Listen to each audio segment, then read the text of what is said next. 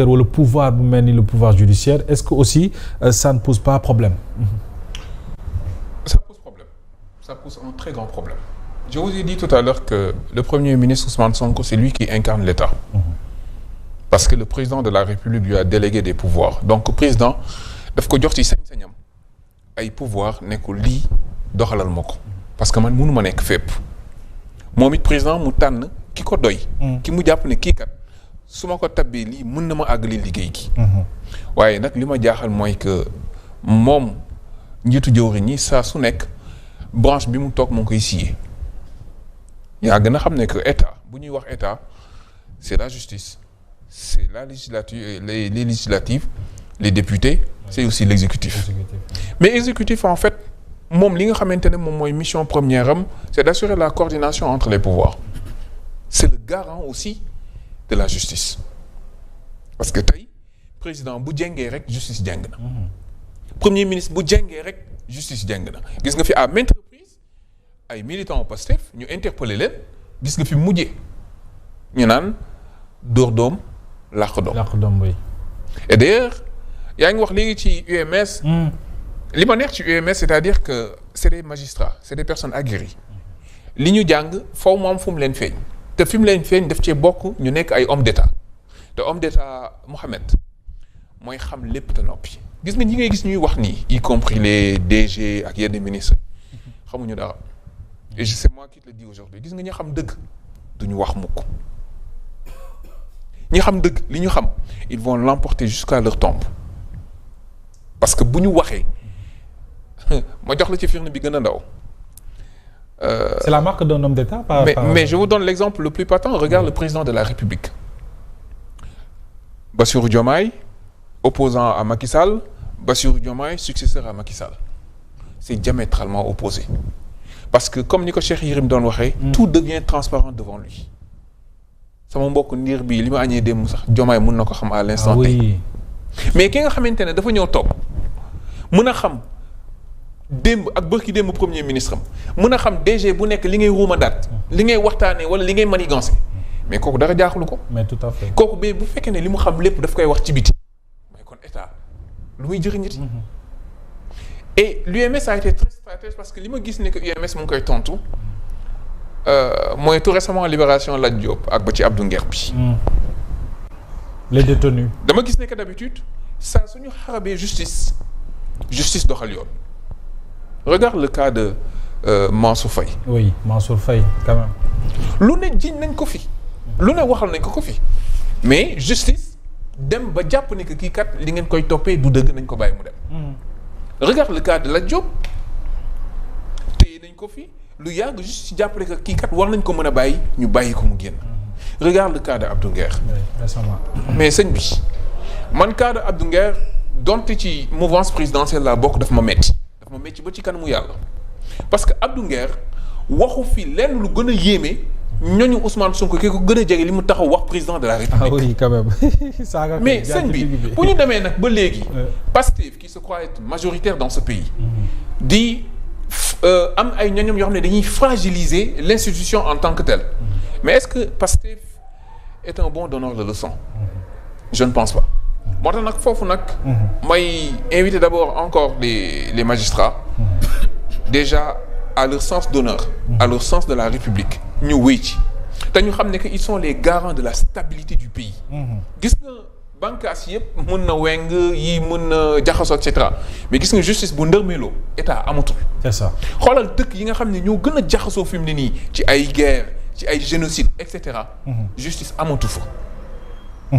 moo tax nag.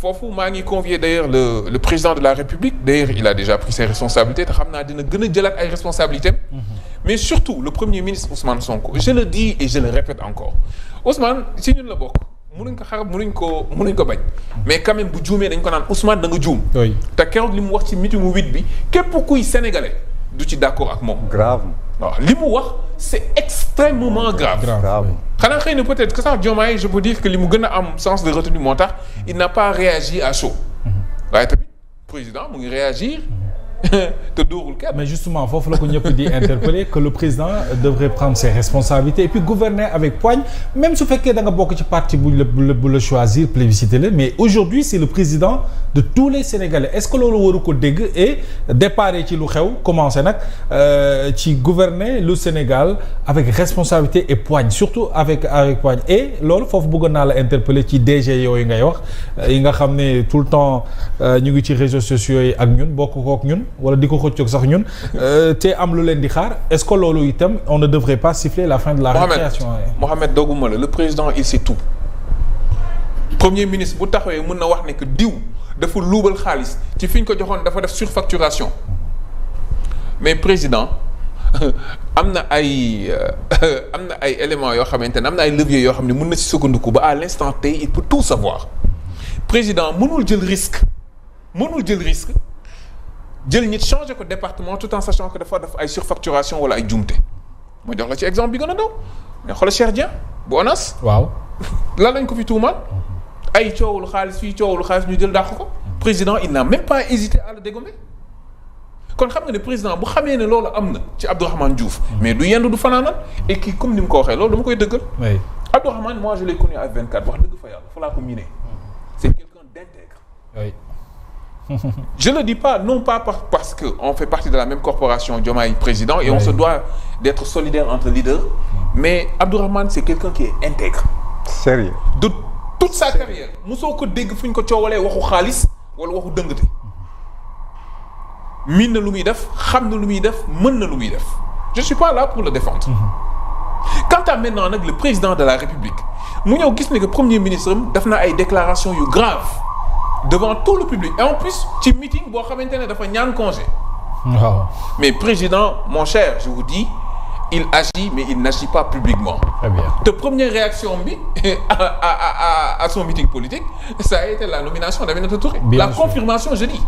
parce que la nomination a été faite depuis le mois de septembre. oui. fii ce n'est qu'un bref rappel. mais loolu est-ce que du acte de défiance ñëwuñu si. mais mon cher ci Aïda Mbodj mi ñu sàkku ci mu. mais 2 mois quand même. mu ne tekk tekkaaral ci non au contraire c'est pas un acte de défiance. Oui. C'est un acte d'autorité. ok on disait que ce pays n'a pas d'autorité. il leur a montré qui est l'autorité. C'est aussi simple que ça. C'est aussi simple que ça. Maintenant, Pastef, il est d'accord avec la décision du président. Il se soumet. Il n'est pas d'accord. Il sort. Il va créer sa propre coalition. Très bien. Président continue di doxal. te président nag dama la wax de boole dara wax. te foofu dama ko ci ñaax mu continuer ci moom ak ay soxnaam. waaw te surtout soxnaam yi gën ko dooleel parce que Mohamed. C'est important. jigéen mooy defar góor. dëgg la. jigéen. mooy yor góor. je confirme. muy Marie Khone muy Absa ils sont en train de faire un excellent travail. en sourdine. ñu ngi liggéey ñu ngi jege population donte nag feeñu luñ ko fépp. parce que mënuñ ko feeñal. mais man xam naa li ñuy def ci ay bonnes actions et cetera. mais gis nga toll nañ foo xamante ne maanaam noonu président Diomaye Faye mooy ñi ko gën a jege. ndax guléet nga gis président bu ñu fal say mbokk yi nekk ci parti bi di la saaga ci réseaux sociaux yi. di la dingat.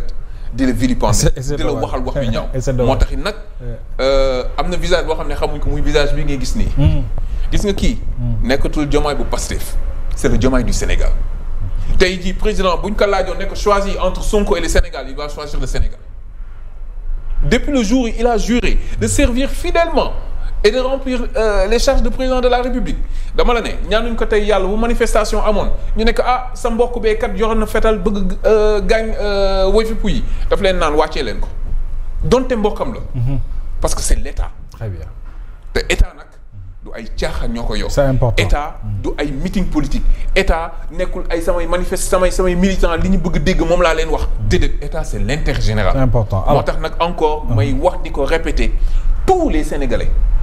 peu importe parti bi ñuy militer peu importe leur appartenance politique doivent faire bloc autour de la République protéger le président protéger l'institution ñoom ñëpp ñu mën a dooleel l'institution de la République bu ko defee nag ba su président nag doxalee na ba fi li mu war a doxal ba pare bu élection jotee ñu juger ko en fonction de son bilan. c'est important alors et ça c'est le Sénégal justement, en fait. Ahmed léegi maintenant lan la ñu war a def pour au moins sauver ce qui reste du mandat 3 ans yi des ci fexe ba joyanti réew mi ne serait-ce que sénégalais yi sentir ne am nañu régime bu yees et que ñu ngi tàmbali di teg les premiers pas et c'est vrai am na ku ko fi wax léegi je pense que Justin la war nañu mën a gis le régime actuel commencé di inaugurer ay mbir te loolu gisaguñu ko ba léegi lan la ñu war a def pour génn quand même ci situation de crise bi. Mohamed est-ce que ba ay mbir doxee